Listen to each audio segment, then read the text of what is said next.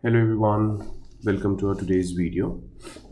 Today we're going to start with a very important domain of project management, which is risk. And as we are discussing the planning area, so we have four steps to discuss here, starting with risk management plan, which would be a set of guidelines, then risk identification, risk analysis, and on number four, we have risk response planning. So, before we start with any of these topics, one thing that we want to make very clear about risk is what do you mean by risk? Now, a lot of times when I ask people that how do you define risk, they will generally give responses like these are things that can go wrong, or these are unanticipated events, or challenges that we might face during the project. Fine, but I would not agree to this as a definition of risk. See, risk is an uncertain event. It can be known, it can be unknown. Of course, no one can foresee 100 out of 100 risks. So, risk, whether you have been able to foresee it or you haven't been, it will still remain a risk because the characteristic is that it may happen. It's an uncertain event. It's not sure to happen. So, by definition, it's just an uncertain event. Now, of course, this uncertain event, if and when it happens, can have an impact on my project objectives. Now, with that, we can classify the impact in two categories: positive impact or negative impact. So, if this uncertain event was to happen and our project is going to get positively impacted, then we refer to these as opportunities. And if it will result into a negative impact, then we call it as a threat. Now, a lot of times, the problem, or not the problem, but the way our day-to-day language has evolved is such that risks are always seen with a negative mindset, which is wrong. As I said, it could be both an opportunity or a threat. Take a very simple example. Say that there is an uncertain event that if I am someone living in India and USD gets stronger, USD may get stronger against Indian rupee. Now, for a person who's into the business of exporting, for them, this uncertainty presents an opportunity because they would be receiving more Indian rupees for every single dollar. But at the same time, in the same country, if someone is in the business of importing something, then for them this presents a threat because now they are primarily paying in dollars through rupees, and now they have to pay more rupees for each dollar. So, the point that we have to take from this discussion is that the event remains the same. The event did not change.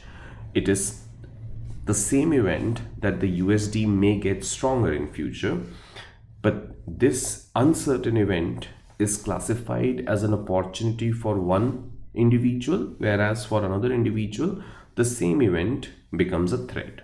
So this is something that we have to remember, keep in mind about risks, that we are not just talking about challenges or negative events here. We are talking about, in general, any uncertain event which can have a positive or negative impact. Now, that's I hope clear.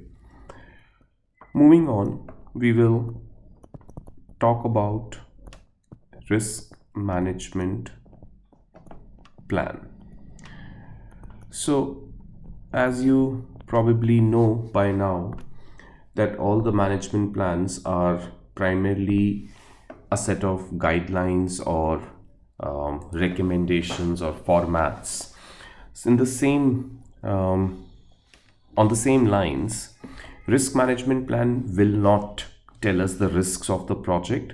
Instead, it is going to talk about, or it will tell us, the various guidelines, recommendations, templates that we have to follow.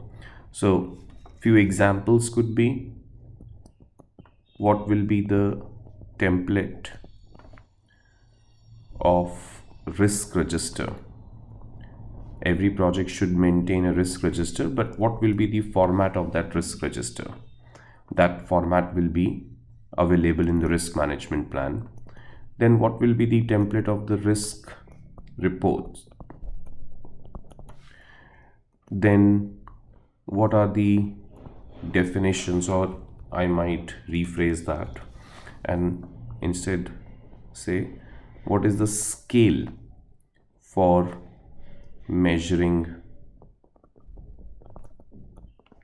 probability and impact? Risks are always characterized by two things: the probability of occurrence and the impact. But when we will be doing risk analysis, we need a scale that can help us to measure the probability and impact. So the scale is defined in the risk management plan. Then what will be the prioritization matrix? How will you prioritize risks? Which risk is more important, which risk is less important? That can be defined using the matrix. Then what is the risk threshold? How much risk on certain objectives is considered as okay or acceptable? Say for example, plus minus 5% on cost is okay. Then what is the risk reassessment interval? Risks are dynamic events. They can quickly change over a period of time. So we have to make sure that we are reassessing our risks from time to time. So what will be that interval? Then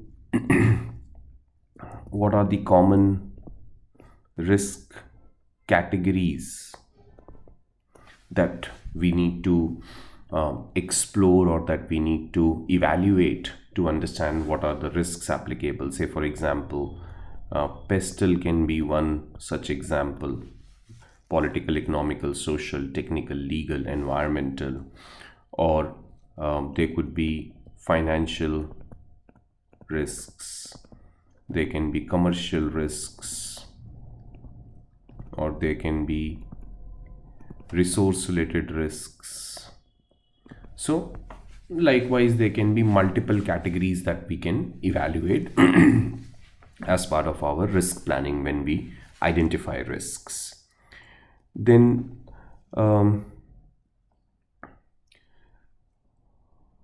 what is the risk budget? Many organizations, they like to have a specific amount of money kept aside for risk management. So if there is any, then how much risk budget do we have in this project? And there can be many more things that we can add here, but I think these few things here will help you to understand that we don't find the risks in this document, or we don't have the overall risk descriptions or analysis done here. Instead, it's a set of recommendations, guidelines, templates, tools that we should be using when we are doing our risk analysis or risk identification or risk response planning or risk monitoring. So for the entire risk domain, this serves as a you can say template. So I hope this topic was clear. In our next video, we'll explore the risk identification and analysis. Till then, take care. And if you have any questions, please feel free to put them in the comment section. I'll be happy to reply back. Bye for now. See you next time.